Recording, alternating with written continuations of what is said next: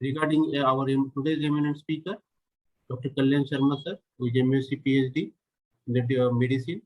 Presently, he is associate professor in Department of Veterinary Medicine, College of Animal Sciences, Veterinary Sciences and Animal Husbandry, Center Agriculture University, Aizawl, Mizoram.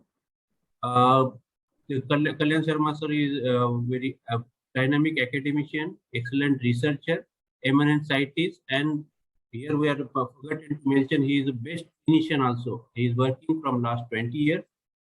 He did his graduation and post-graduation in 1994 and 1996 from Assam Agriculture University and PhD from Bareilly, IVRI Bareilly. Sir has started his career in 2001 as an assistant professor, Department of Medicine, College of Veterinary and Animal Sciences, Central Agriculture University, Aizawl, Mizoram, and presently sir is an associate professor in Department of Medicine. And regarding this academic contribution, sir is a major advisor for 10 MUSC and 2 PhD students. He is advisory committee for more than 20 students, including MUSC, MSc and PhD for UG and PhD students. He is a principal investigator for 3 extramural projects and co-principal investigator 5 extramural projects. Regarding his publication, he is author 9 books on diagnostic, hepatic management, prevention and diseases in domestic animals. He published more than 126 research articles, 10 review articles, and 18 in 18 papers in different conferences and symposiums. I personally seen sir 2 to 3 times presenting in ISBM conferences. He is the reviewer of the national and international journal. He is listed big. I can name some of that. It is Journal of Veterinary Advances, International Journal of Livestock Research, Veterinary World, African Journal of Agriculture Research, Journal of Parasitic Diseases, Journal of Clinical Pathology and Forensic Medicine.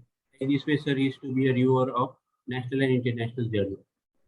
Regarding his awards and contribution, he is recipient of many prestigious awards, and some of them are University Merit Scholarship Award in BBC and AH. Same in MUC also, he is a University Merit Scholarship Award. He is awarded with Award of Excellence during World Veterinary Day in 2011, held at in IVRI on 13th April 2011. He has received ISBM Appreciation Award in 2012. He is Meritorious Award in 2015. Overseas Research and Associate Fellowship Award in 2005. Best Teacher Award in 2020. And Outstanding Scientist Award. That is 12 International Scientific Award on Engineering Sciences, Medicine and Food Technology. So today we got an eminent speaker with his vast experience in research and field, and he is having his best clinician.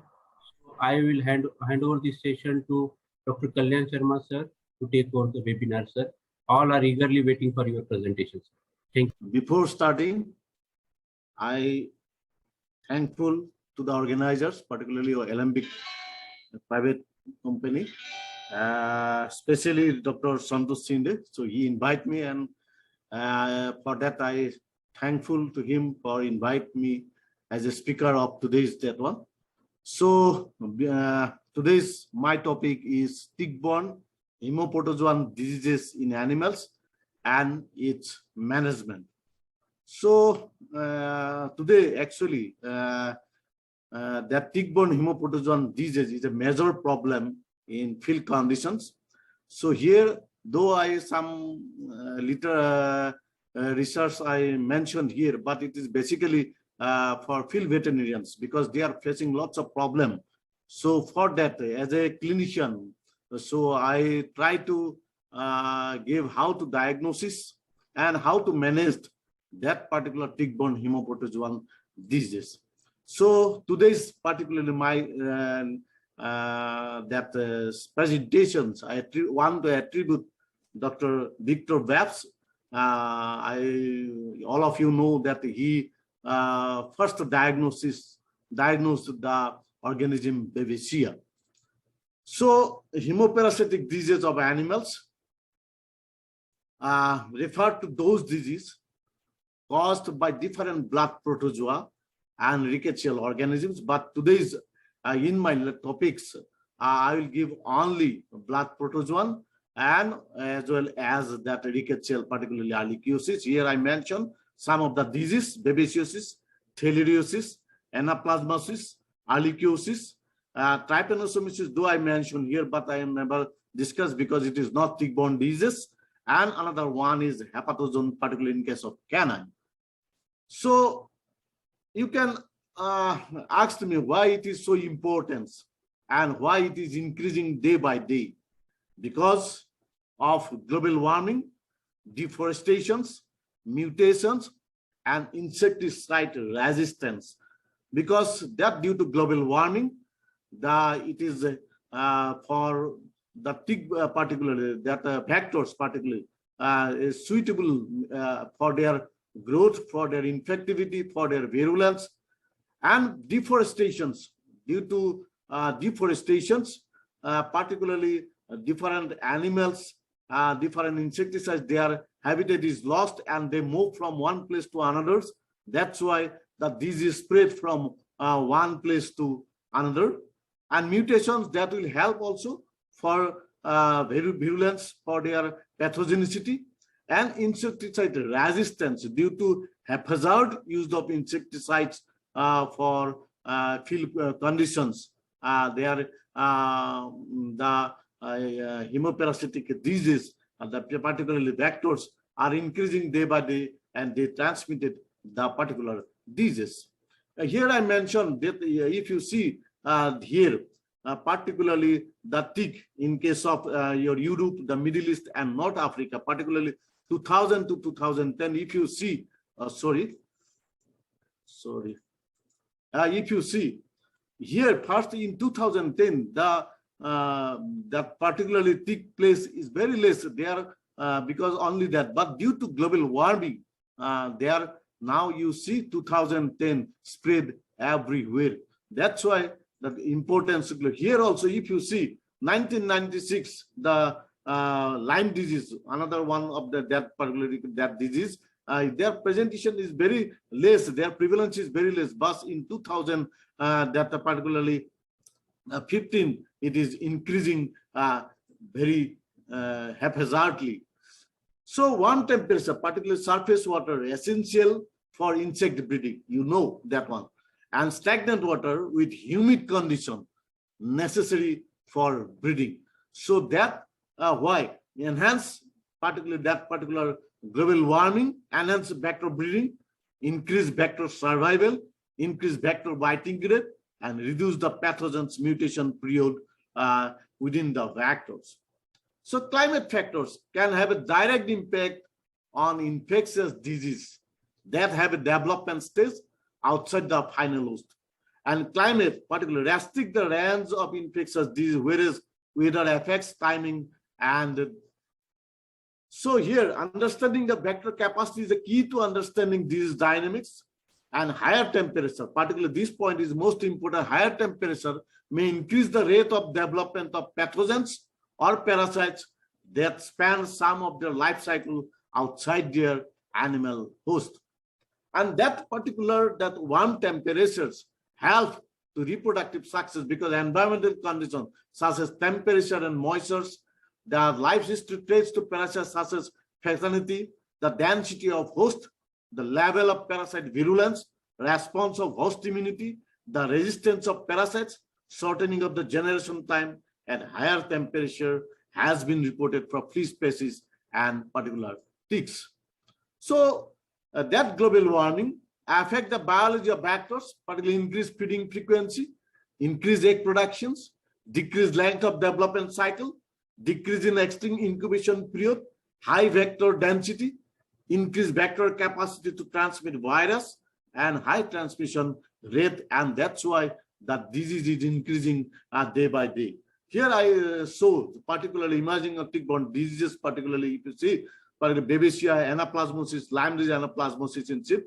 In 1995 to 2015, if you see that graph, you see the is increasing day by day. So that is due to the global warming, deforestation, mutations, and insecticide parasites also. So here I mentioned the prevalence of hemoporotozoan. Some I want to show the importance of that particular hemoporotozoan disease. If you see the prevalence of hemoporotozoan disease, particularly Babesia species and Theileria species in cattle EDEC 2019, if that's that one that Abdullah et al. He reported that. So 2008 and 2018, if you see the graph, is increasing tremendously due to that they mentioned due to global warming, deforestation.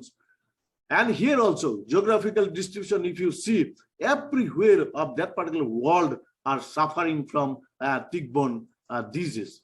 Particularly here also, if you see that particularly India, if you see here, the burden, if you see, is a heavy burden of tick-borne disease particularly. So here also, the particular distribution canine Babesia species in European dogs, based mainly on molecular analysis. If you see also, Babesia canis, Babesia bogalis, Babesia vulpis, and Babesia gibsoni is distributed throughout the area, geographical area. So here also I will mention that some of the particular disease, human granulocytic anaplasmosis, Lyme disease, babesiosis, then Crimean Congo hemorrhagic fever, and tick-borne encephalitis. Because of that, that particular tick may carry, and some genetic importance is there also, and this is happen due to global warming. So here another, that one also, Ricky Mountain spotted fever, Babesia, particularly in United States in 2004 to 2013. If you see their importance, the importance of that particular, you understand, because it is due to the global warming. Same way also in case of tick-borne infection dominance in Pakistan also, if you 2013 to 2016, if you see the increasing day by day. So prevalence of NS species in India and world, if you see that particularly in India 11% and in world 39%. If you see almost that the corner of India are suffering from anaplasma. So though particularly here particularly in northeast regions, though it is not shown, but recent study in my colleague and myself also, we found that anaplasma also available in northeast regions. So that one is not so important. The distribution, if you see the distribution of tick, particularly everywhere, every corner of India is suffering from tick infestations, because their prevalence rate is increasing day by day due to particularly global warming.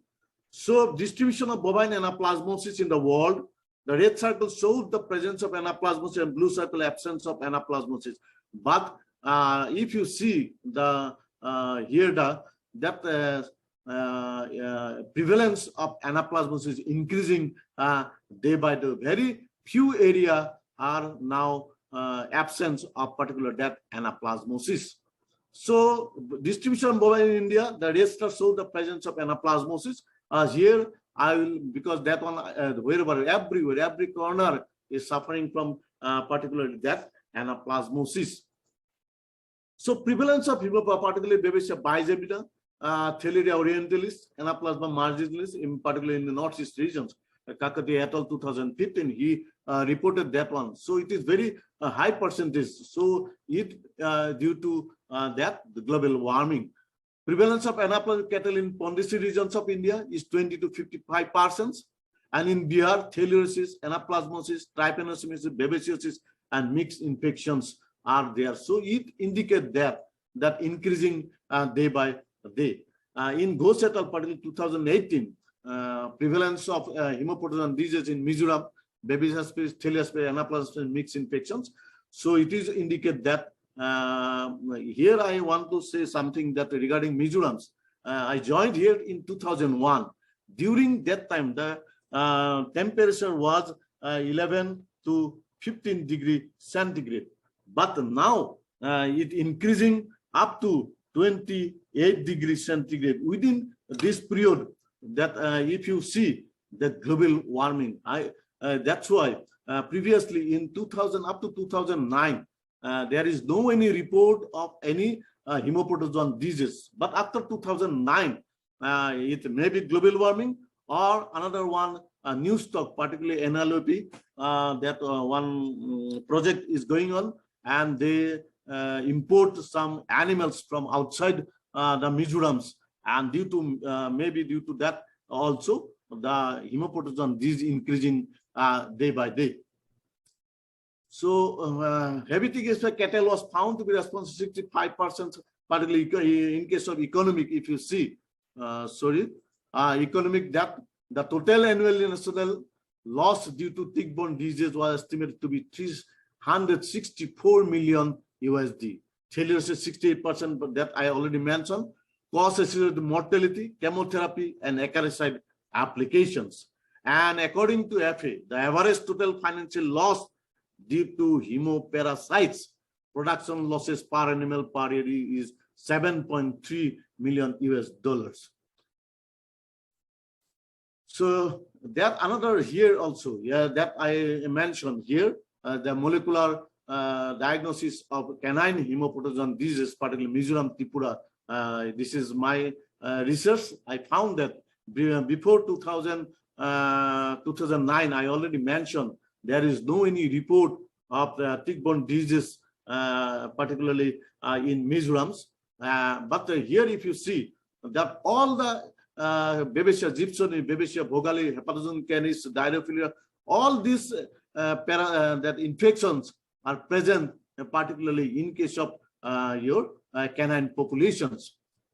So now you can see the vector-borne disease dynamics, how that you can say, you know that one, relations between susceptible hosts, vectors, and pathogens.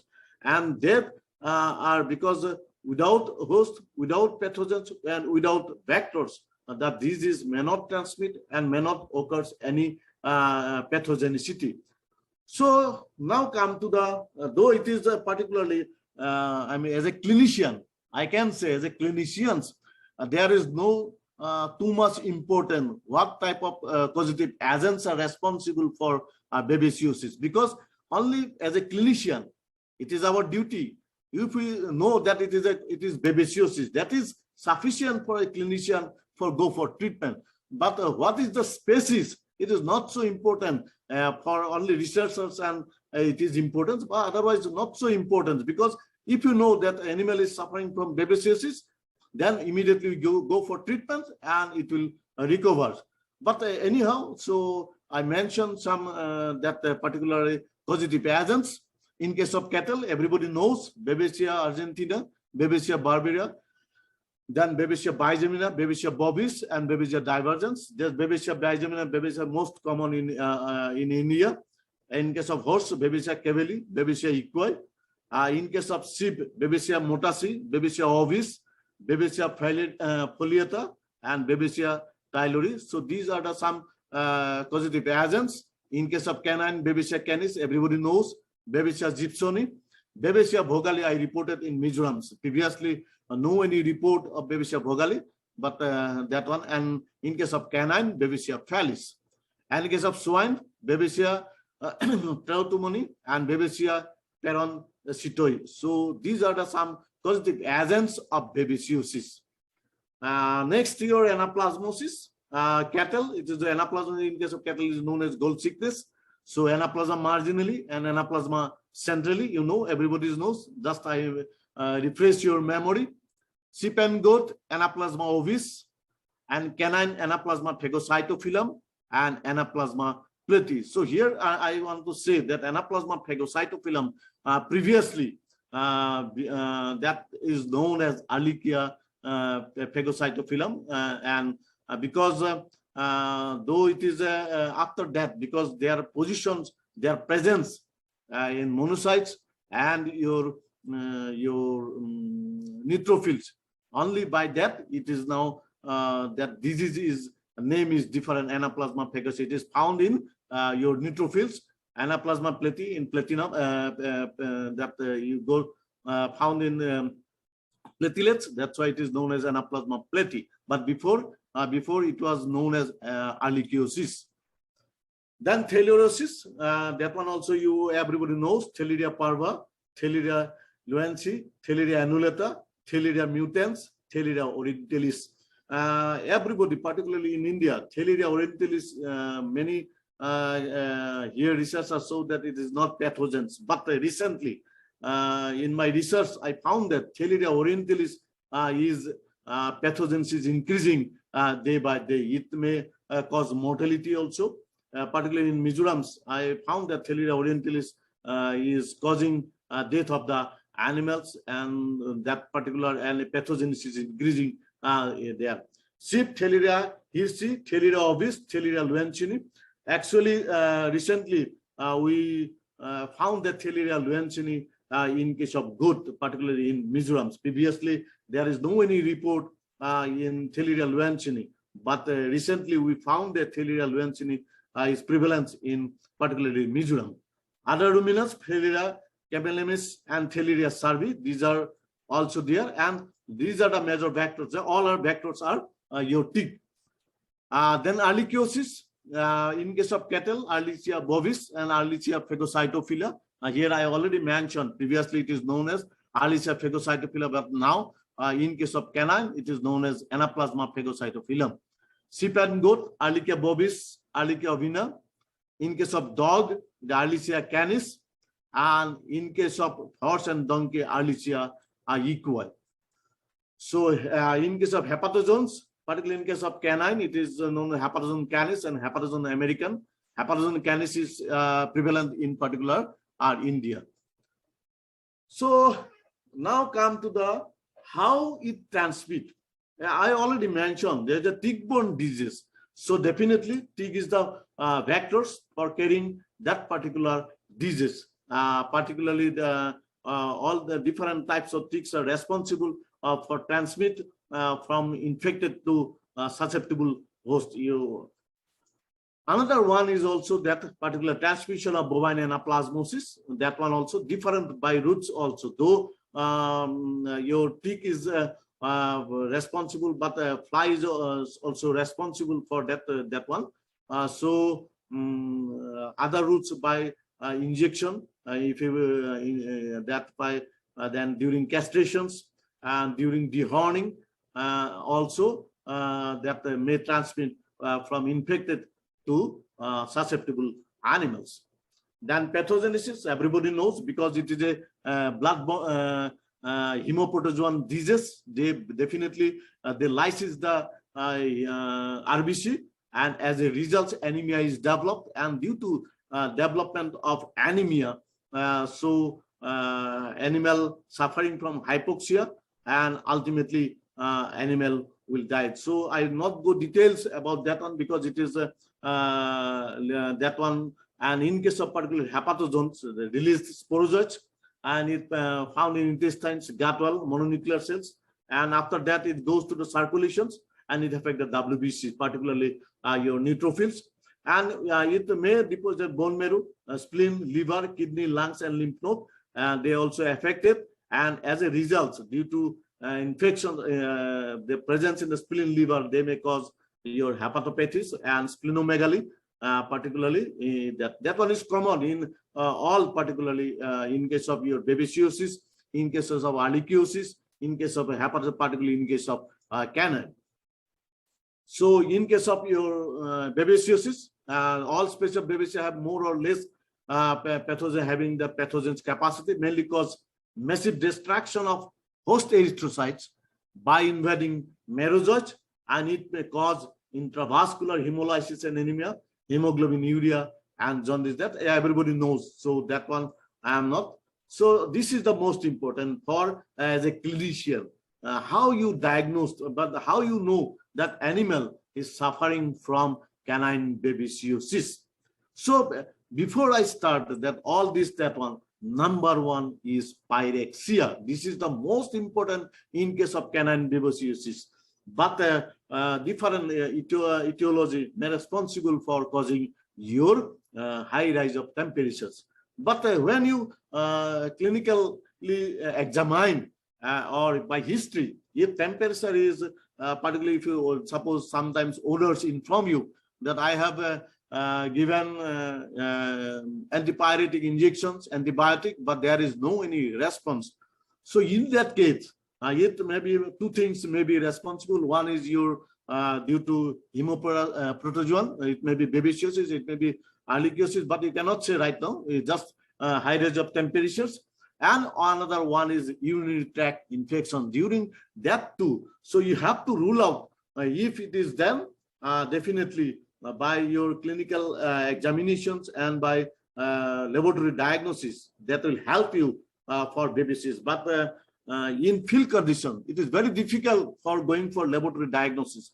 Nowadays it is available, but in rural area it is very difficult because there is no any facility for diagnosis of babesiosis. In that case, if temperature is more than 2 days, 3 days, then immediately you give injections, and if it is response, then your diagnosis correct, means you can say that it is due to babesiosis. So number one is pyrexia. After that, due to that lethargy, varying degree of hemolytic anemia, anorexia, presence of tics, pigmenturia, weakness of collapse, pale mucous membrane, icterus, splenomegaly, then lymphadenopathy, tremors, hepatopathy, acute kidney injury, cerebral babesiosis. I want to show some video that regarding cerebral babesiosis. It may sometimes it may confused with canine distempers. Acute respiratory distress, relatively hemoconcension, red biliary, and pancreatitis, then rhabdomyolysis and myocardial dysfunctions. All are happen, but generally, in case of canine babesiosis, very rarely we will get hemoglobinuria. And neurological signs, I will show you some hind limb ataxia, seizures, ataxia, paresis, nystagmus, then peddling with vocalizations that I will show during my PhD research, that I found that all these clinical signs may be responsible for causing babesiosis. Then ehrlichiosis in case of canine also. During my PhD, I found acute phase. There is depression, lethargy, mild weight loss, anorexia, pyrexia, lymphadenomegaly, splenomegaly, petechiae and ecchymosis of skin mucous membrane, and epistaxis. So particularly in case of ehrlichiosis, if you see that rise of temperature is there and your epistaxis is there, you can diagnose that it may be due to ehrlichiosis or may be due to anaplasmosis. So in that case, you go for microscopic examination, then you can very easily diagnose. Corneal opacity also another one, anterior uveitis, hyphema, then retinal vessels, subretinal hemorrhage, vomiting, serous to purulent, oculonasal discharge, lameness, ataxia, dyspnea. These all are responsible. It is very particularly sometimes what will happen that dog owners came, that animal, particularly my dog is not taking food properly. Though temperature may not be there, not taking food properly for a prolonged period, and in that case, you can immediately, though it is not, it may be some other causes, but for rule out, you can collect the blood samples from peripheral blood smear, make it and see under microscope. If it is that, you can rule out that particular, whether it is ehrlichiosis or others, but the chance is more. That's why you don't forget sometimes that owner came that my animal is not taking food for a prolonged period of time. You may suspect that it may be due to ehrlichiosis. So in case of ehrlichiosis, in case of bovine, rare, but paracute form is very rare. Bellowing, frothy mouth, drooping ear and shaking head, circling movement, collapse, dies within a few hours. It is just like particularly in case of that rabies also. So that's why though you take the history, whether any biting injury is there previously or recently, then you can rule out that whether it is rabies or it may be another cause also there. But here tick infestation, another one, that one. Then chronic, in case of chronic, weakness, depression, anorexia, chronic weight loss, emaciation, pale mucous membrane, fever, peripheral edema, petechial epistaxis, I already mentioned, but here I will show some pictures. Then it will be that same thing. I will show some pictures. Here if you see, particularly in case of first slide, if you see high rise of temperature, 105 to 106 degree Fahrenheit, that one. So in that case, if it is there, you can immediately suspect that animal is suffering from hemoparasitic disease. You cannot say that it's a babesiosis, but you can say it is a hemoparasitic disease. Then tick infestation everywhere. It is tick is there.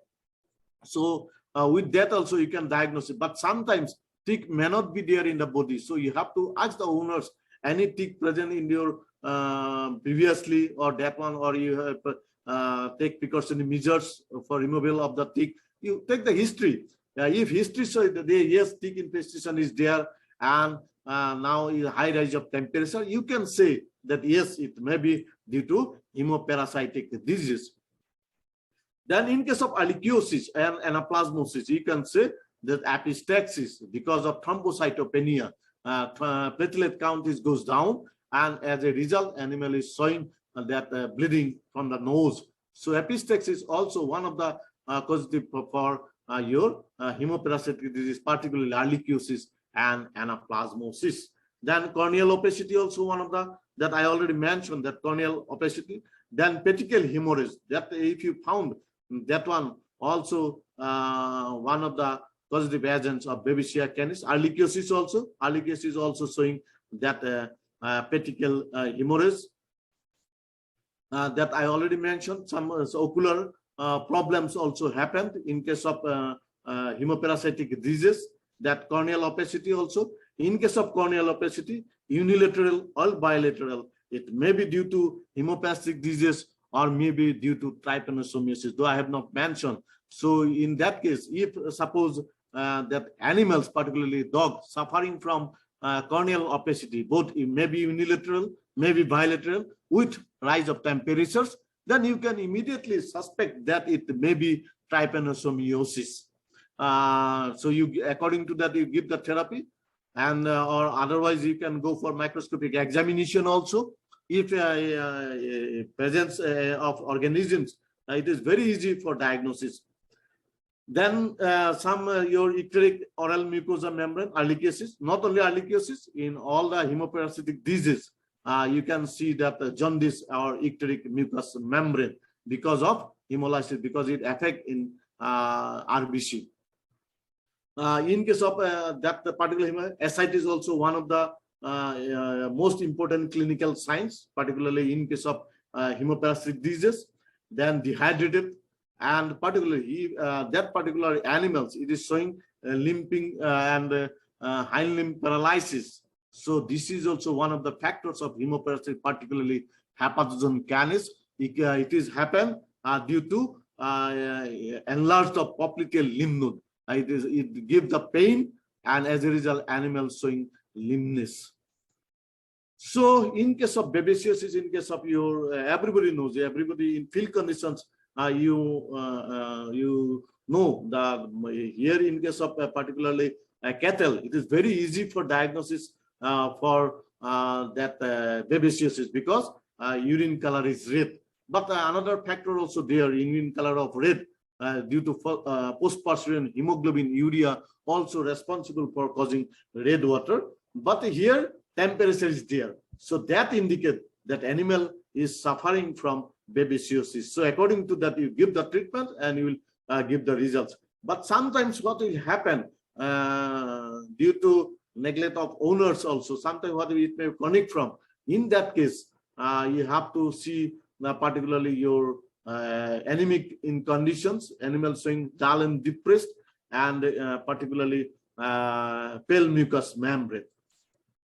Here it is a red color urine. That is the most important diagnostic factors for babesiosis in case of bovine. Then theileriosis, particularly in case of theileriosis, what will happen?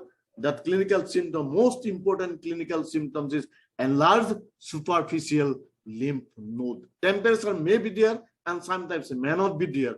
In my research particularly, I have seen that temperature is normal, but animals showing enlargement of superficial lymph node and pale mucous membrane, sometimes nasal discharge also, and emaciation of the cattles that indicate. And immediately I collect the blood samples from that cattles, and I found that that is Theileria species is there. During that molecular diagnosis, it is due to, I have seen that it is due to Theileria orientalis. That's why I am telling previously Theileria orientalis is not pathogenic, but in my research I found that Theileria orientalis is also showing pathogenicity. It might be due to their mutation or their virulence. Then clinical signs of anaplasmosis. One of my students, so Dr. Dhruva, he has done that one particularly. Clinical anaplasmosis, emaciated cow, dehydrated, thick infestation is there, pale mucous pigment, enlarged prefemoral lymph node, and nasal discharge. Is almost, in case of theileriosis and in case of anaplasmosis, almost similar finding. But after diagnosis, that particularly blood sample, we collect the blood samples and go for microscopic examination as well as PCRs. It shows that it is your that particular anaplasmosis. So in field conditions, it is very difficult. That's why I'm telling that what is the causative agents, whether it is anaplasmosis or whether it is theileriosis, very difficult. But if you go for the treatment, if it is response, then your diagnosis is correct. That's why, because in field condition, all the times you may not be able to collect the blood samples, and after blood samples you go for microscopic examination, after that you go for treatment. It is very difficult. So that's why some clinical signs, cardinal signs, if you know, then it will help for diagnosis of hemoprotozoan disease. So here I be showing this one. You see, have you seen that particular? Is it in PhD I have seen the epistaxis is there. So once that epistaxis is there, I immediately collect the blood samples, and that blood samples, when I examine, then it is confirmed that animal is suffering from Ehrlichia canis, and also that Iodex company is having CoDX one kit is there, and this is an antibody reaction kit. That one also showing positive for that one. So another one I already mentioned, that cerebral, this one, babesiosis. Have you seen? It is just like, if you see that animal is showing, if you see, it is, you can assume that it is a canine distemper. I am also previously thought that it may be canine distemper. According to that, we go for treatment. But after that, I immediately collect samples, blood samples, and go, because temperature was also there. So I found that babesiosis, and according to that, we give the treatment. After your 1 month, that animal recover completely. So that's why, if you see, it is you can assume that it is your babesiosis. Okay, limping, that is there. Next one also, this is also, if you see staggering gait, if you see the movement, if you see, that one also, I found that one is staggering gait and very weakness, emaciation is there. So after that, I collect the blood samples. Then same thing, I found that animal suffering from your ehrlichiosis. According to that, I give the treatment, and after 1 month, animal recovered. That appetite is, everything is normal and completely recovered from the problems. Next one, I will also show you this one. If you see, you see, so animal is very difficult for walking, okay, because of pain of the hind leg particularly. It's very difficult. So owner influx suddenly it is developed. That owner particularly influx is suddenly developed that type of symptoms. Then previously I'm saying due to some injury, that we go for X-ray, everything, but there is nothing. Then after that I collect blood samples, and I found that it is hepatozoon canis. According to that, immediately we give the treatment and it recovers. Another one, if you see, this one also, you can say that is your canine babesiosis. But it is also cerebral babesiosis is just like your canine distempers. That's showing canine distemper. It is that particular temporal particular. You see the temporal, that particular regions also twisting of the temporal fossa. So it also indicated that it is canine distemper, and according to that we go for treatment for 3 days. After that, I suddenly, I don't know, I collect the blood samples, then go for that examinations. Then I found that that animal is suffering from babesiosis, and according to that, I give the treatment, and after 1 month, that animal completely recovered from babesiosis. So now come to the clinical pathology. It is a completely laboratory works. For that decrease hemoglobin, platelet count, packed cell volume, then AST, ALT, alkaline phosphate increased, then decrease hypoproteinemia, hypoalbuminemia, and hyperglobulinemia.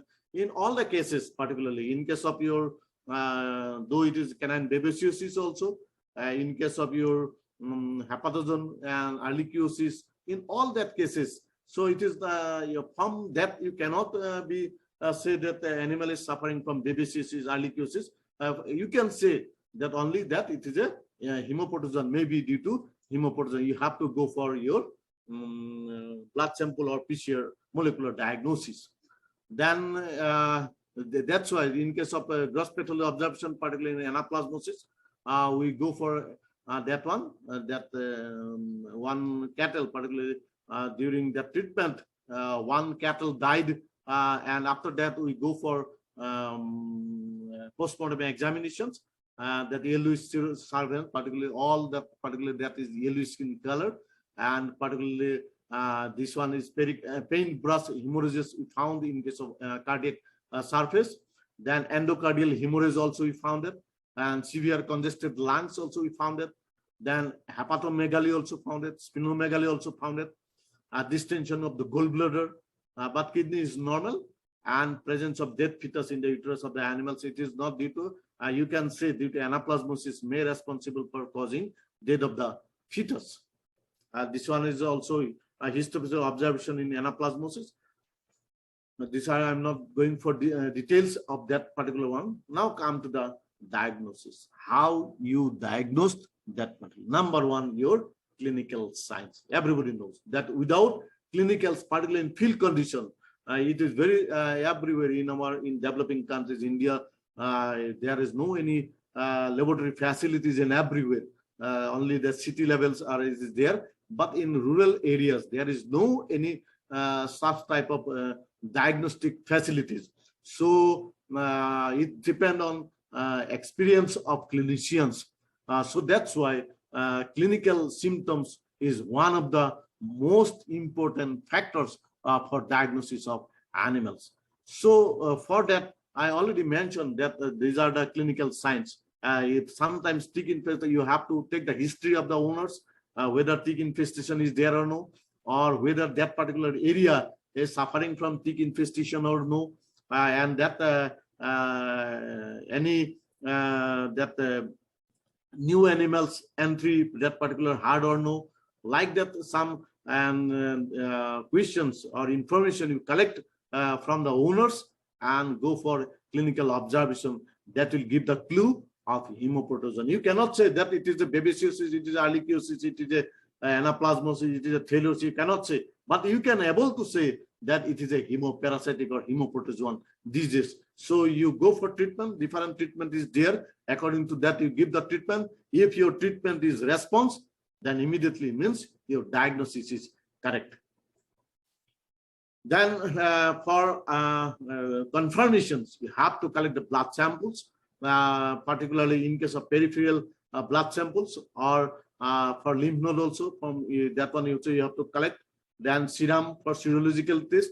That one comes. But one thing you remember, generally for hemoparasitic disease, particularly in case of canine, you go for peripheral blood smear. You collect the blood from tip of the ear and make thin slide. Okay, thin smear, you prepare it. Then you go for microscopic examinations. Then that one also one agglutination test. It is for babesiosis. It indicate if it is agglutinated, that you can say it may be babesiosis due to hemolytic anemia. Particularly that one is not so important. Here I will show how that characteristics of the smear. Generally, what will happen sometimes, particularly I have seen that when you go for microscopic examination, very carefully you examine, because sometimes what happens, sometimes it may show negative. But if you, particularly in my I experience for that one, some our colleagues, they just see it and say, so it is negative. Then I say, let me see, because that clinical science is confirmed that it may be hemoprotozoan. That's why it may be positive. Then half an hour, I observed that particular slide and I found that yes, it is positive. So that's why you also, whenever you go for any examination, you properly examine that particular slide. And because if symptoms are there, then your diagnosis, but sometimes it may not be there. In case of acute, form, it is very difficult for diagnosis. In that case, you go for treatment. If treatment is response, that is also one type of your diagnosis. It is called therapeutic response diagnosis. If it is there, then no problem, means your diagnosis is correct. So here, this is your ehrlichiosis. So ehrlichiosis particularly found in your monocyte, that particularly, if you see that monocytes, and here these are the inclusion bodies. Sometimes these inclusion bodies and these are morula. When that particular inclusion bodies clumps together, then it make it your morula. So it is a very easy for diagnosis, because if you go to this type of monocytes. And another one that my finding I want to say you that particularly when you go for microscope examinations, first you count the monocytes. If monocytes is increased, then definitely 90% is confirmed that it may be due to ehrlichiosis. In my research, I found that one. So whenever if you suspect that animal is suffering from ehrlichiosis, before you go for organisms that found organisms, you just count the monocytes level of that particular slide. If your monocytes count is increased, then definitely 90% is confirmed that animal is suffering from ehrlichiosis. Then you search for the organisms present in the monocytes or no. So here it is the inclusion bodies presence in the monocytes, or sometimes it may be morula. Sometimes also vacuoles. Sometimes vacuoles also may be there. So that is also confirmed that it is your ehrlichiosis. This is that particular is from lymph node. We collect the lymph, that one, and it is showing that monocytes having morula. Then come to the particular here, Babesia gibsoni. If you go for Babesia gibsoni, dot-like structure, if you show RBC found Babesia gibsoni, just like this one. And that one is a canine. That's why in case of your cattle, in case of if you found that one, it may be anaplasma marginally, or if it is found in middle position, it's an anaplasma. I will show you that some pictures. So here it is a Babesia canis. It is a piriform, that one, or your pear-shaped. It is a Babesia canis. So now come to the your particularly anaplasma phagocytophyllum.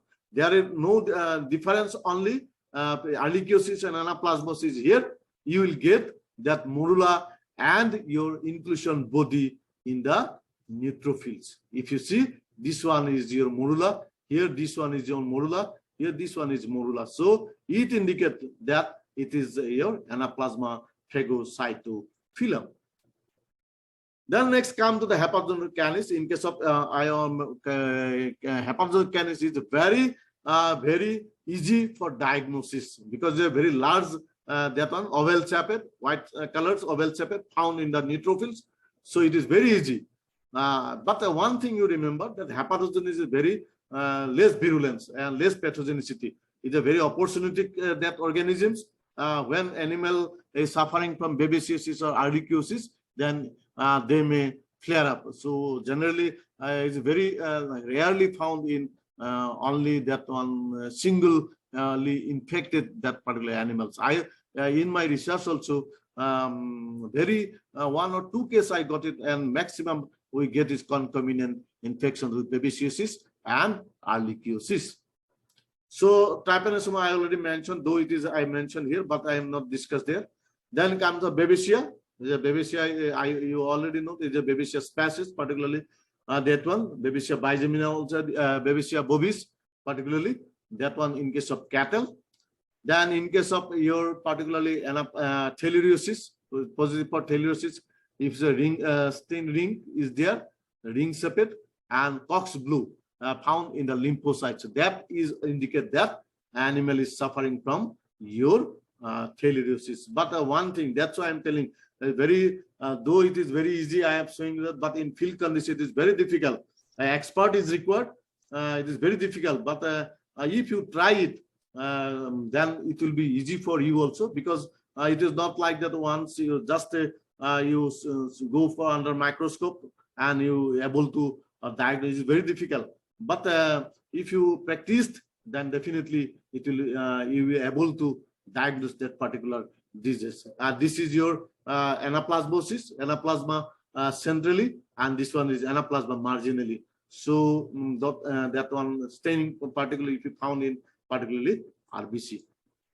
And other particularly that one I'm not so go for that one animal inoculation test, particular calf, serological test, IFT, ELISA, and molecular diagnosis. That will help for confirmed diagnosis, particularly during outbreak. Suppose if it is in your locality is having any outbreak, definitely you go for molecular. And ELISA, definitely it will go seroprevalence, particularly in that case. If you go for any that one, I will show some diagnostic kit, particularly IDEX. They are having 4DX kit. It is within 2 minutes you can able to diagnose 4 diseases at a time. It is very easy. That one is just you collect the blood samples and place it here. This by that way, if it is very easy for diagnosis, IDEX kit. This is a snapshot positive for E. canis and Anaplasma phagocytophyllum. This was Anaplasma phagocytophyllum. This one is Ehrlichia canis, and this one is Anaplasma phagocytophyllum. Means it is a concomitant infections that animal is suffering from both ehrlichiosis and anaplasmosis. So another one, canine babesiosis antibody test is also available in the market. Within 15 minutes, 5 to 10 minutes, it gives the results that particular. So it is very easy for serodiagnosis, or maybe sometimes for diagnosis also. It is very easy, available in the market also. So now come to the therapeutic measurements, how you give the treatments. So in case of ehrlichiosis, everybody knows that doxycycline, best method of treatment, 10 milligram per kg orally daily for at least 2 to 6 weeks. Long time is generally 21 days is required for that particular treatment. Doxycycline. Doxycycline is one of the most important drugs for ehrlichiosis. But sometimes short and long-acting oxytetracycline also you can see before. But in my research, in case of canine particularly, for 3 days I will give oxytetracycline intravenously, and after that I give doxycycline for 21 days. That animal is a very good response. Then you can also use imidocarb, that 5 to 7 milligram per kg by intramuscular injection at least 2 occasions with 14 days interval. It should only be used in case of co-infection with Babesia canis or Hepatosome canis. It's a very unique product, so you can be able to. So in case of Babesia and Hepatosome, because for Hepatosome, if Babesia and Hepatosome both are infected co-infections, in that case you go for imidocarb. Some other also chloramphenicol under 1 year of age also, Wing et al. 1970, but it is very nowadays is not so important about chloramphenicol. So other also sulfapyridine also reported, but it is very old drugs. Sulfamethoxam also used for treatment of ehrlichiosis, but then oxytetracycline, tetracycline, 22 mg per kg 3 times daily for at least 2 to 6 the weeks particularly. It is also used. Then rifampicin or levofloxacin have been effective in vitro studies. Still, it is under your research. Then enrofloxacin 5 milligram per kg, 12-hour interval for 14 to 21 days. It is recently that in 2006, Harvey he used and he found successful that one. One case of chronic ehrlichiosis was treated successfully with a combination of hemopoietic growth factors, low-dose vincristine, doxycycline, and glucocorticoids. That one also used. Though these all are researches, but as a clinician, you directly go for doxycycline or oxytetracyclines. So in case of your particularly treatment of prevention of trypanosome, that is not so, I will discuss here. Then for hepatogen, trimethoprim sulfadiazine, clindamycin, pyrimethamine, that are most important drugs.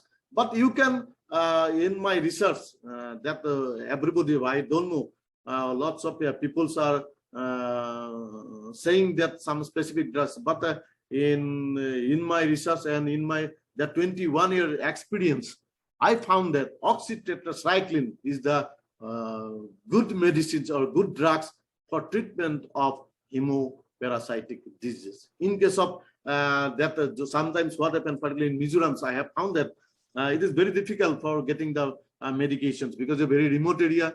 So here, sometimes in case of anaplasmosis, in case of babesiosis, in case of theileriosis, particularly theileriosis, anaplasmosis, and babesiosis also, drugs is not available. So in that case, I used oxytetracycline because no any alternate. I used oxytetracyclines a little bit higher dose, and I got success results. These drugs should be administered for 14 days in case of your hepatogens. Then that I already mentioned, Babesia gibsoni, some other research are there, autobicon and azithromycins they are using with clindamycin and diamine aceturate. Also they are using. Then in case of your particularly babesia is in case of cattle, particularly diamine aceturate and imidocarb is particularly generally used. Then babesia, another one is otovequin or buparvaquin, and azithromycin also sometimes are used for controlling of babesia species. The drug of choice in case of babesia in cat is primaquine phosphate, an anti-malarial compound 0.5 milligram per kg post 24 hours interval for 1 to 3 days, or 1 milligram per cat intramuscularly 36 interval for 4 doses, then 1 milligram per cat every 7 days for 4 doses. This is very good drugs for controlling babesiosis in case of cat. But some other drugs also, side effects are there. What about anti-babesial drugs? Nowadays, most of the babesial drugs available today have problems due to toxicity and development of resistant parasites. It's the most important. That's why nowadays, particularly Berenil and imidocarb diamine aceturate is very limited used for treatment of your babesiosis in particularly developed countries. Particularly diamine aceturate is not approved by Food and Drug Administration in USA. They already banned that one, and that imidocarb is also not widely used in dogs because of the high cost and systemic side effects of the drug, such as acute hepatic and renal failures, especially in debilitated animals. That's why nowadays other drugs are available in the market, particularly clindamycins, then oxytetracycline, doxycycline. They are using for treatment of your particularly babesiosis. The antidiarrheal drugs, they already know buparvaquin is a drug of choice everywhere. But during in my research or in my here clinical practice, I used oxytetracycline 20 milligram per kg body weight that I used, and I got success results. You can also go for that oxytetracycline because buparvaquin is very costly and it is not available in everywhere. So that's why it is very costly. So for economic part also, we can go for that oxytetracycline. Recent therapy, I already mentioned the clindamycin at the dose of 25 mg per kg administered every 12 hours for 14 days and has been shown to reduce clinical sign and laboratory abnormalities. That one particularly in case of your ehrlichiosis, babesiosis also. That additional therapy with some documented efficacy included your quinidinium sulfate. These are also drugs used particularly in case of Babesia canis. Then homeopathic treatment, particularly Soduri and Vastin 2007, Potas Veritas 200 cv, 4 pills every 6 hours for 14 days he used and got successful results. So treatment of Babesia, I already mentioned that one also. We can use that one. And along with that, that most successful therapy, along with that, we have to go for supportive therapy, particularly in case of dehydration is there, you know, because all of clinicians, you go for appropriate fluid therapy. In animals with life-threatening severe anemia, blood transfusion is required. Big gastration also intravenously once a week may be used. Increased platelet numbers, if in particular in anaplasmosis and ehrlichiosis, platelet numbers goes down. In that case, you can go for vincristine also. In dog with suppressed bone marrow functions, anabolic steroids also you can able to use. Iron supplements because the animal is your anemic, so you go for iron supplement. And short course of dexamethasone or prednisolone have been reported to successful controlling initial epistaxis because of thrombocytopenia, so you can use for prednisolone. So in case of to control epistaxis by installing vasoconstrictive astringents, epinephrine or phenylephrine into the nose, applying ice pack. These are also you can use. Treatment with vitamin B complex has been reported to have been beneficial effect in overcoming the extreme anorexia seen in dog with Ehrlichia canis infections. Not only that, Ehrlichiosis, in case of babesiosis also you go for that vitamin B complex. Therapy with levomisols or other immunomodulators drugs you can able to use also. They have been reported to be beneficial in the treatment of dogs with severe pancytopenia. When thrombocyte count goes down, in that case you go for levomisols also. The diuretics, in particular furosemide, are generally recommended as a supportive treatment in the advanced stage of hot water in ruminants, particularly in case of ehrlichiosis in ruminant, you go for furosemide in that particular treatment. So here some my research paper before treatment and after treatment. So all is particularly in case of hepatosome disease, and it is completely recovered after 30 days. So another one, that one is I've given Beryl injection here. One cattle suffering from babesiosis. So 0 hours to 72 hours is clear. After one shot, we have given Beryl injections, then it is completely recovered from that. Now come to the control. Though it is you know, just I am not going details about that. Everybody's there's a manual removal. By manually also you can able to that one, but be careful. Because during that, because tick may transmit the disease also, it is very genetic importance is there. That's why when you go for removal, very carefully you remove. Then burning the picture, because particularly surrounding the your that particular hard that farm, you have to go for burning. Then biological control is there, though it is only some ants. Then predatory mites are also there. Chickens, because chickens, you see that picture, ox pickers, they consume that particular ticks. So this is also by way also you can control the tick. Then Bacillus thuringiensis, particularly this is act as it when you used that particular, they engulf that particular ticks and they kill that particular kills. Then pathogenic nematodes are also using. They may also engulf here that and they may kill that particular tick. Then ox pickers, I also then biopesticides. These are biopesticides. They engulf it and gradually they kill that particular tick. Then genetic manipulation, because you know the particularly our local that breed, they are resistant to different tick-borne diseases. Then acaricides, we have to use for tick control different acaricides, but be careful without consultant of veterinarians should not be used acaricides, because due to haphazard use of acaricides, it may cause tick resistance.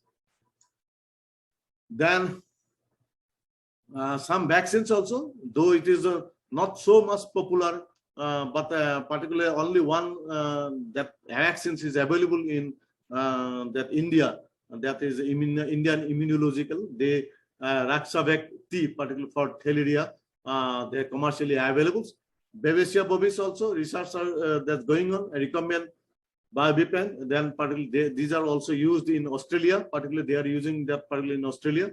Then Babesia bigemina live vaccines they are using in developed countries, particularly Netherlands, Australia. They are using Anaplasma marginally live and kill vaccine based on marginally anaplasmatic kill vaccines based on tick cell line cultures, and Alicia ruminantium live inactive and recombinant vaccines also used. This is the most important research topics nowadays, because I don't know that though everywhere research is going on, but our government or different agency, they should give emphasis the development of that particular commercially available in the vaccines, because nowadays I already mentioned, due to global warming, it is increasing day by day, and I don't know after 10 years or 20 years that havoc outbreak will be happen in my when I go for that one. Everywhere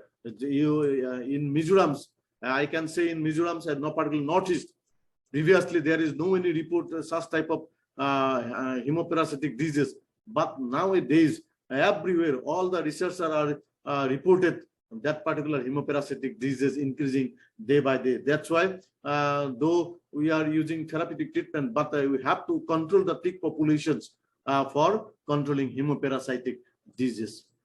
The first one also I already mentioned, Novivec Pio soluble parasite antigen SPA from Babesia canis and Babesia rossis culture, particularly Intravet. They vaccines they develop, and that vaccines is can used in clinical cases also. Onset of immunity 3 weeks after the basic vaccination, and duration immunity 6 months after the last vaccinations. Then another one, a commercial product based on BM86 antigen is TickGuard Plus, that one also for controlling ticks. Then other potential vaccines candidates for babies that Bucillus microplus are BM91, BN acetyl hexominidase, Vitelin, trypsin inhibitors, SBM7462. These are also some vaccines is particularly in developed countries, though it is not commercialized. Only TickGuard Plus is commercialized.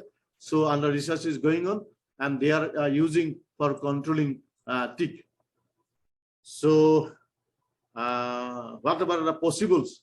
I give some informations, because everybody, all our veterinarians are known nowadays that that particular hemoparasitic disease. But it is my humble request, everybody's that one that clinical science, importance of clinical science. Though we are here, particularly in universities, particularly in research centers, particularly in in particular city areas, lots of laboratory facilities there. That's why it is very easy for diagnosis. But in field conditions, in rural areas, it is very difficult for diagnosis.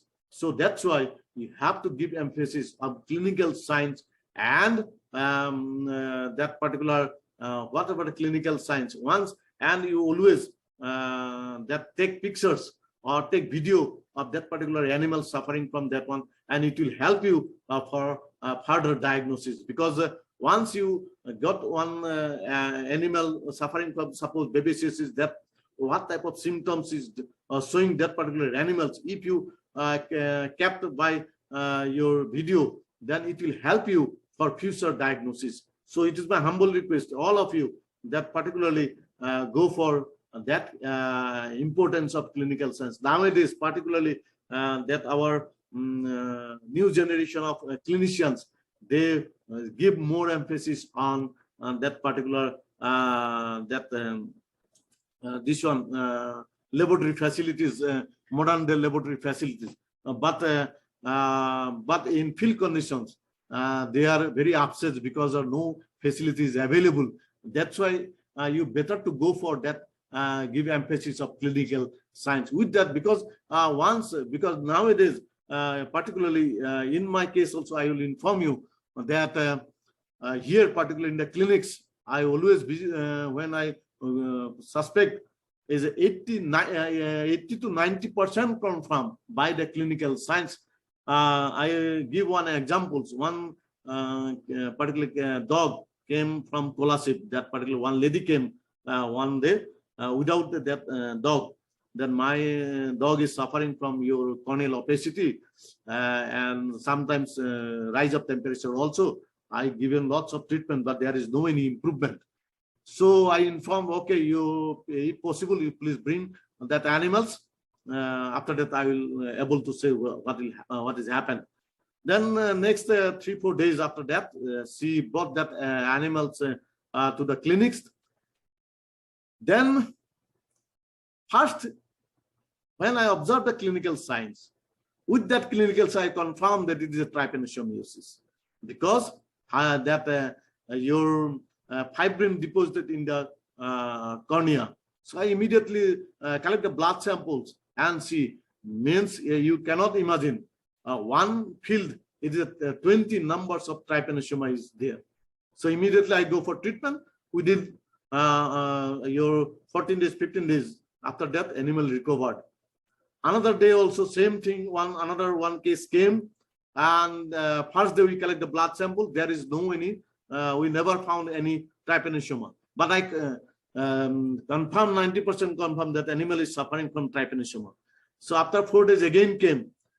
Again I inform the students, you collect the samples, and these days it's confirmed that yes, trypanosoma is there. That's why. So you please give emphasis on your clinical science. So with that, I conclude the effect of tick-borne disease caused human so huge economic loss on livestock industries worldwide, and tick-borne diseases rank high in terms of their impact on the livelihood of resource-poor farming communities like India.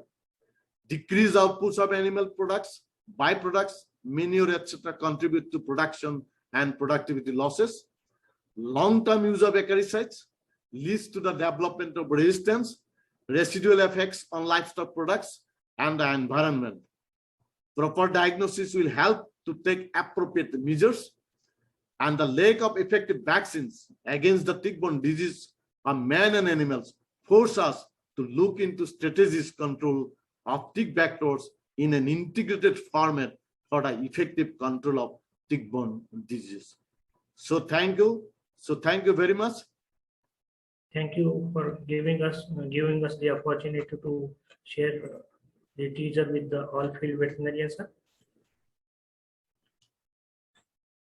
Sir, in case of this doxycycline, as you know, in depth, the Kalyan Sharma sir has explained about the hemoprotozoal diseases and the use of this doxycycline injection to treat these hemoprotozoal infections. I'll just highlight about the dopamycin injection and this follow-up therapy with this dopamycin tablet. So this doxycycline injection is very well being used in case of the bacterial infections like leptospirosis, respiratory tract infections, urinary tract infections, hemoprotozoal diseases like ehrlichiosis, hepatozone canis, and anaplasmosis. So why we should use this dopamycin injection? Because already the deceased dog is having the nausea, vomiting, and he is not taking the food, and to provide the immediate action. Also, this dopamycin injection is having the high plasma protein binding and is having the greater lipid solubility, and this dopamycin injection is having the better renal safety as compared to the tetracycline, which most of the field veterinarian might be using. This oxytetracycline is having the better renal safety than that, and there is no gastric irritation. So this dopamycin injection, each vial is having the doxycycline hydrochloride 100 mg, and the presentation of 100 mg powder vial along with the 10 ml water for injection has been indicated in case of this leptospirosis, ehrlichiosis, anaplasmosis, respiratory tract infections, urinary tract infections. So this dopamine injection is given at a dose rate of 5 to 10 mg per kg body weight by intravenous route, and this reconstituted solution will be further diluted. We will just see how we can prepare this further dilution in the next slide, and this 10 ml will be sufficient for 20 kg body weight. For 40 kg of the body weight dog, we have to use 20 ml by intravenous route.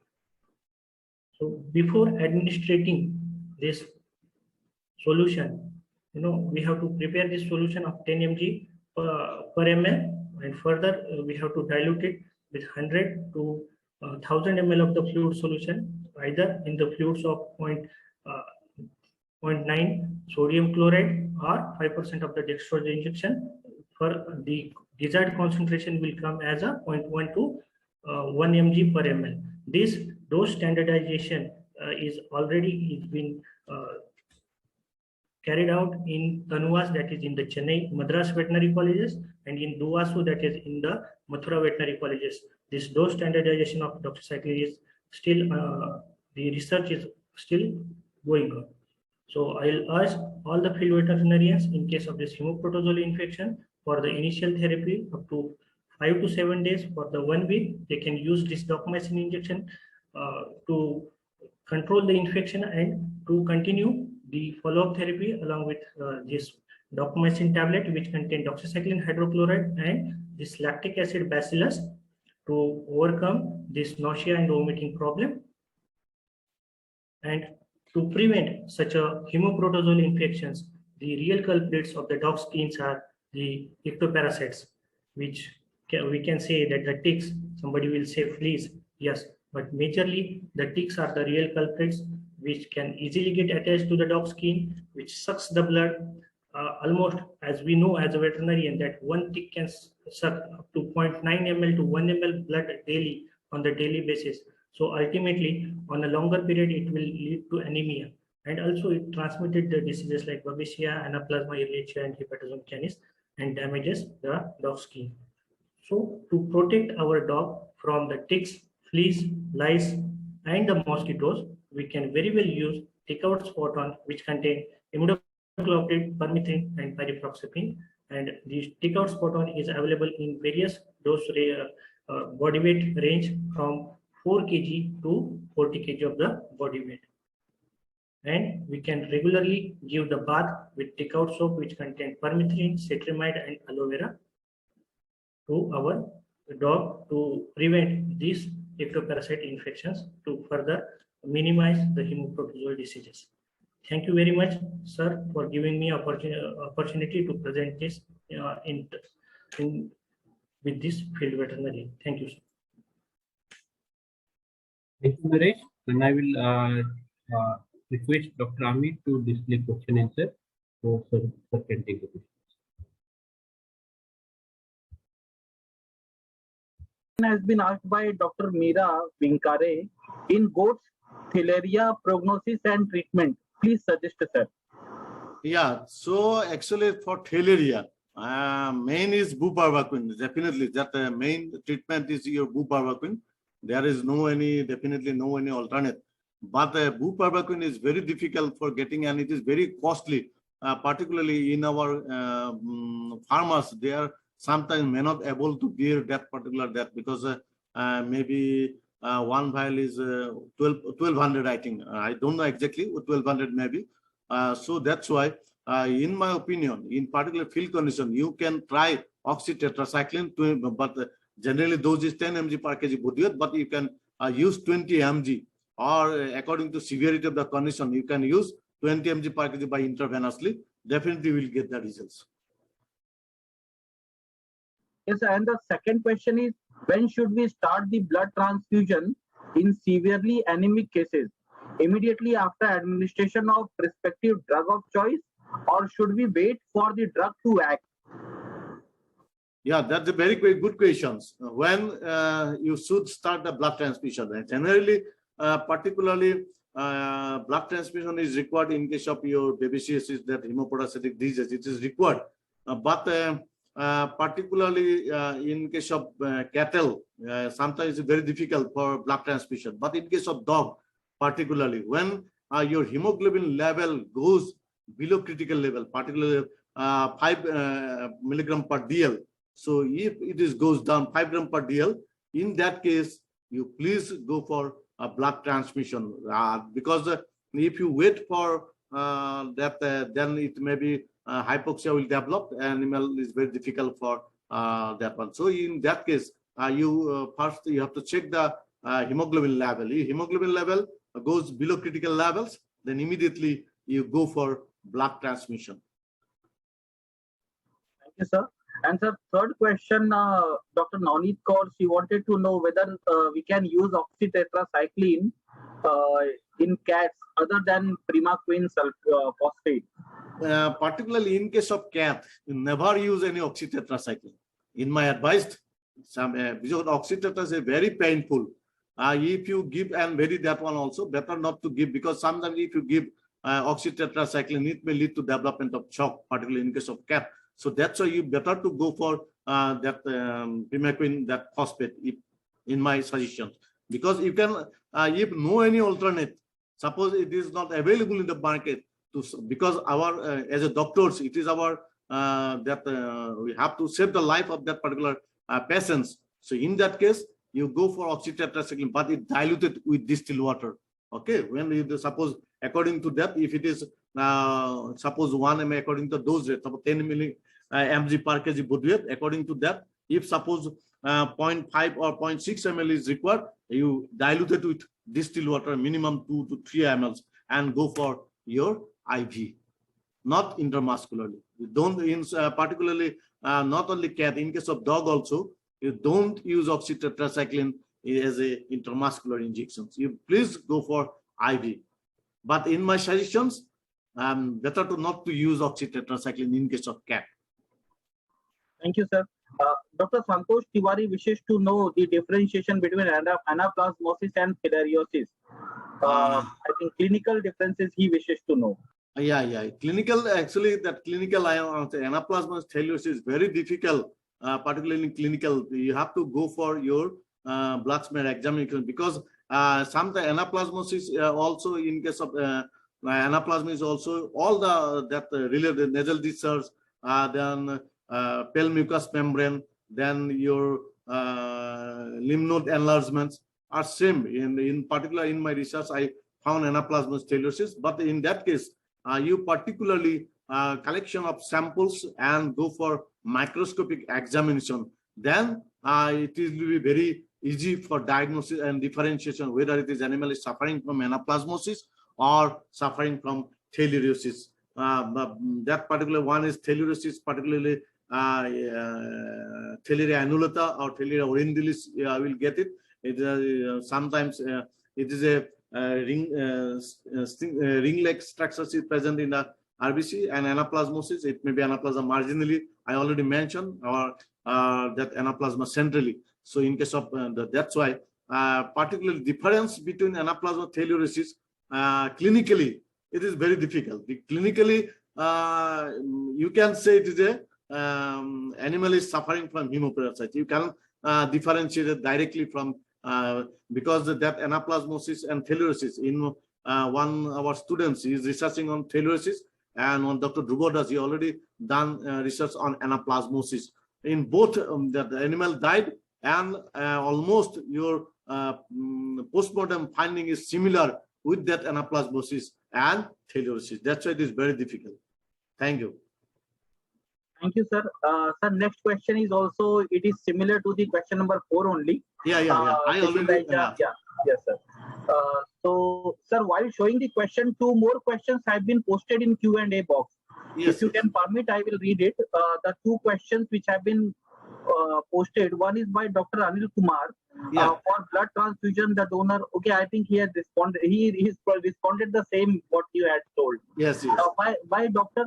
Jugal Kalika. Sir, please tell about the vaccine available against filariasis. Yeah, filariasis that is now available. Indian Immunological Day, that one, Raksha Bhakti Day is marketing that one. It is available. Some part of India, they are using that filaria. So you can contact with that one, and definitely you can use that one. But in particularly Northeast regions, particularly I am telling, that Theileria annulata is still not found in. Theileria orientalis is showing. Previously, Theileria orientalis is no pathogenesis. There's a very low virulence is there. But nowadays, I have seen that Theileria orientalis also showing pathogenicity. Thank you, sir. Thank you very much. These are the questions. Thank you. Over to Dr. Santosh, sir. Thank you, Dr. Amit, and thank you, Dr. Kalyan, sir. Now we are at the flag end of the session. I invite Dr. Sanjay Latkar to propose vote of thanks. Thank you, Santosh, sir. First of all, I'm very thankful to Dr. Kalyan Sharma, sir, for this highly useful topic, which is a burning issue for field condition. Sir, we look forward to do few more sessions with you in future also. Thank you. Thank you. And I'm also thankful to Dr. C.N. Gadhar, sir, Assistant Professor, Nuclear Medicine Department, Bombay Veterinary College. He is a catalyst to make this program as a grand success. And I also thankful Mr. P. Karunanidhi, sir, for their constant support and motivation. I also thankful to Mr. Rajesh Sharma, sir, and entire field force for making this program successful. I also thankful to Dr. Santosh Shinde, sir, and all team members, Dr. Amit, Dr. Naresh, and Dr. Thomre. Last but not least, I also thankful to all the participants who taken keen interest in this webinar from India and abroad. Now, with the permission of Dais, I declare this program is over. Thank you very much and have a wonderful evening.